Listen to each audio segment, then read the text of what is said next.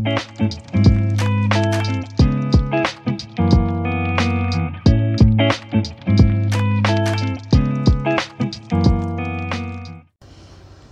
up mga momsies? Mommy Rafi here with the Gracies, and andito po ulit ako sa inyong harapan para mag-update ng konting information sa mga ganap dito po.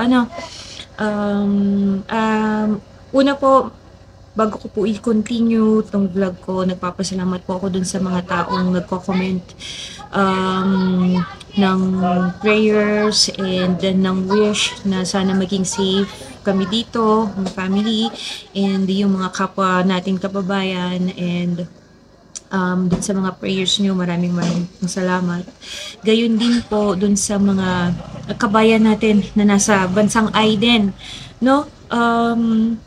Nagko-comment din sila, nakikibalita din sila kung ano na yung mga ganap dito, at sana po mag-ingat po tayong lahat dyan. Even na itong dalawang bansang kung nasaan tayo ngayon hindi maganda ang nangyayari, sana maging ligtas po tayong lahat, no? Dito po sa lugar namin, nasa east side po kami, kaya hindi po namin sa ngayon wala po kaming naririnig ng mga malalakas na pagsabog. So it means nagkaroon ng konting nabawasan yung mga pag-atake. But again, may mga kabayan tayo dyan sa AI na nagbibigay ng information na tuloy-tuloy pa rin nga ang pag-atake para malupig ang grupong H na nakabase dito. And yun nga, update ko lang din kayo, kasi recently in-enroll na namin si Nura sa school, but yet dahil nga may gera pa, dinelay nila ang pagpasok ng mga bata kasi there are some of the evacuees sa school ngayon. So, ayun nga, so since delayed ang pagpasok ng mga bata, nagkakaroon ng usapan yung mga parents and teachers na baka bumalik sila sa online class. So, yun nga, sayang. Nakakahinayang kasi first time ni Nura papasok sa school. Sobrang na-enjoy niya nung pumunta kami na enroll namin siya. So, yun nga, sayang. Kasi excited na si Nura pumasok, di ba? Sayang talaga kung mag-start muna siya sa online class. But anyway, hindi naman natin hawak ang decision. So, but hopefully, yun nga, kahit pa paano sana, magkaroon ng chance yung mga bata na pumasok and live their regular life. But still, sabi nila, pag totaling tapos na yung kaguluhan, tsaka sila magpo-proceed ng school year. Kaya hoping and praying pa din. And ayun lang, kwento ko rin sa inyo kung ano yung nangyari kay Firas nung isang araw. Yun nga, ikinuwento ko sa inyo na pumasok siya ng maagang-maaga kasi walang delivery na dumating sa kanila, di ba? Dahil nga sarado yung mga outlets, dun sa yung mga outlets na dapat na mag-deliver sa kanila ng mga sangkap para sa restaurant nila. And ayun, on their way home, malapit na lang din yun sa pinapasokan nila, which is nasa area na sila ng nasasakupan nila, which is area na ng Dursey, no? And ayun, meron silang naka-encuentro na taga South Beirut. Baga yun yung mga dayo na yun dito sa lugar nila, no? Nakita nila na parang gumagawa ng commotion yung yung grupo na yun. Sabi niya mga 6 na lalaki siya. Anim na lalaki siya. And kasi si Habibi, trained siya. Pumasok siya sa military before, kaya meron siyang yung isip ba niya, hindi siya basta-basta kikilos kung hindi kinakailangan. And yun nga, since trained naman siya sa mga ganong sitwasyon, ang nangyari ba is nakita nila, papunta na sila doon sa work nila after nila makuha yung mga stocks na kailangan nila for their operation. Along the way, nakita nila tong grupo na to na nanghaharang, and they're trying to check the cars kung merong mga firearms. So, nung papalapit na si Lafiras dun sa mga grupo na yun, nakita niya na merong dala yung isa. So, nung pababa sila, bago pa makabunot yung tao na yun, nahawakan na siya ni Firas, and na-prevent niya na makabunot pa. And yung firearm mismo na dala-dala ng lalaki na yun yung ginamit niya para ipanakot dun sa tao. Nagsabi niya, hindi kayo taga dito, bakit kayo nanggugulo? And nung sinabi nung tao na yun na taga-military din siya, so since kabaro niya, hindi niya ngayon magalaw. At nung time na yun, pinabantay na pala sila ng mga taga lugar na yon. So parang yung mga tao na nandoon naghihintay na kung sino yung unang kikilos. So since nakita na nga ni Firas yun na yung nangyari. Nakita na rin nung brother nung nahawakan niya. Lumapit kagad sa kanila. And yun yung nasapak niya. Kasi since hindi naman siya kabaro, nasapak niya yun. And doon na nag-start, tinulungan na sila ng mga kakalalakihan around that area. Kumbaga, inoobserbahan na pala sila pinapanood na pa sila nung mga tao doon. And yung time na yon, hindi niya na binitawan yung kabaro niya na yon. At yung mga tao, they tried to tawag dito, baga hinuli nila yung mga lalaki na yon. And since si Firas kilala na rin sa base nung area na yon, dinala nila dun yung mga lalaki na yon, and di-report nila na nanggugulo. So ni-report na doon sa lieutenant na etong isa na to is part ng military, and he is one of the guy na parang ang lakas ng loob nitong mga tao na to kasi may kasama silang military. So parang ganun yung ni-report nila. And sabi nung lieutenant nila doon sa anim na yon, wala kayo sa teritoryo nyo, hindi kayo pwedeng gumalaw ng ganyang ginagawa nyo dito. Isa sa mga Durji ang masaktan nyo, o lalong-lalo na mapatay nyo, uubusin kayo ng mga Durji. Sabi niya, don't try to make any bad moves dito sa lugar na to. Dahil talaga mauubos sila. Hindi lang ang uubos sa kanila, kundi mismong citizen na rin. Kasi kinupkup na nga sila ng ibang lugar ng Lebanon, di ba? So, bakit nga naman sila gagawa pa ng gulo? So, imbes na dapat they take care of their own family, keep them safe. So, itong mga kalalakihan na to, gusto nila mag-rule sa lugar na to, which is, hindi nila pwedeng gawin dahil meron ng ahead sa kanila na talagang nandito na. So, kasi yung lugar na yon, every people, magkakakilala, magkakamag-anak, talagang hindi nila basta-basta mapapasok. Like yung dito sa village nila, Habibi. Yun yung isa na ring reason kung bakit talagang nag-post sila ng mga checkpoints sa mga entrance and exits. So, para ma-prevent yun. yun yung isa sa mga reason. So, thankful pa rin kasi hindi na paano si Habibi. Bakit ko nalaman yun? Kasi kinakabahan ako nung mga oras na yun at tinawagan ko siya.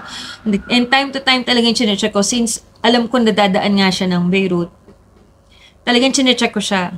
And sinasabi naman niya, nagme-message siya sa akin din. Nagkuha na namin yung mga things, papunta na kami ng ng shop. Eto na, dadaan na kami ng Beirut. Tapos nag-send pa siya sa akin ng video, andito na ako sa dumadaan na kami ng Beirut. Ayan. Yun, yung mga ganong tipo ba? Kasi alam niya mag-aalala ako. And alam niya, nung una, ever since na dumating kami,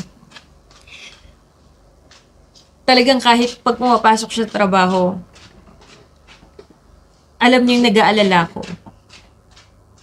Talagang nagsisend siya ng mga message sa akin. Ay, kamusta ka na dyan? Sinura. So yun, yung mga ganong update ba, hindi nawawala sa amin yun. Hi. Ayan, ito si Nura. Say hi mga momshies! Hi, mga momshies. Ay, Diyos ko po ang anak ko. Ayan. So, yun na nga po. Since magkakakilala ang mga tao-tao dito sa village. Yes, baby. Can I eat this? No, you cannot eat that. Kumuha siya ng flour dun sa grass. Oh, ayan. Kainin daw niya. Makita mo sa kanila. Oh, yan. Pero hindi, you cannot eat that, baby. Why? It's not edible. But I saw this kind of fruit on the garden. It's not a fruit. It's just a flower. No. But it's not. You cannot eat this. Ew. Nakala niya sa garden yun. And, Mama, I saw this in my garden. and ayun na. Since magkakakilala yung mga tao, so alam nila kung sino yung mga dapat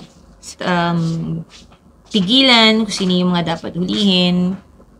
So, thank God, walang nangyaring hindi maganda nung araw na yun. And really, araw-araw ko yung pinagdarasal na walang mangyaring masama kahit sino sa amin, sa mga kamag-anak niya. Sa panahon ngayon talaga kasi wala nang ibang magsasave sa'yo, kundi yung dasal mo lang, yung faith mo, yung paniniwala mo na magiging okay kang lahat. Yung dasal na protektahan kayo ng Panginoon. So sa ngayon, sa mga panahon na yun, ito lang talaga yung magagawa natin sa isa't isa. And sa ngayon, normal pa rin ang mga buhay dito. Ang dami pa rin establishment na nagbubukas, balik yung trabaho pa, yung regular na trabaho nila, pumapasok sila.